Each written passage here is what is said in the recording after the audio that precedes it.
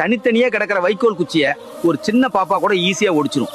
ஆனா முறுக்கு ஏறி போன கயிறு மாதிரி ஆக்கிட்டா மதம் பிடிச்ச யானையே நினைச்சாலும் அசைக்க கூட முடியாது. ஒரு கல்லை எடுத்து நாய் மேல வீசினா அது என்ன பண்ணும்? பயந்து ஓடிடும். ஆனா அதே கல்ல ஒரு தேன் கூட்டு மேல வீசினா என்ன ஆகும்? தேனீக்களுக்கு பயந்து நாம தான் தலை தெறிக்க ஓடணும். பலசாலி நாயை விட உடம்புல ரொம்ப சின்னதான தேனீக்களுக்கு பயந்து நாம ஏன் ஓடுறோம்?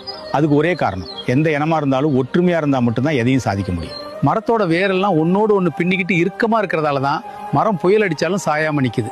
அதே மாதிரி தான் ஒரு குடும்பமோ இல்ல ஒரு அமைப்போ ஒசந்து நிக்குதுன்னா அதோட அஸ்திவாரத்துல விட்டு கொடுக்கிற மனசு இருக்கிற மனுஷங்க இருக்காங்கன்னு அர்த்தம். நம்ம கையே பாருங்களேன், விரலை விரிச்சு வச்சா அதுல எதையும் பிடிக்க முடியாது, எறும்பு கூட நசுக்க முடியாது.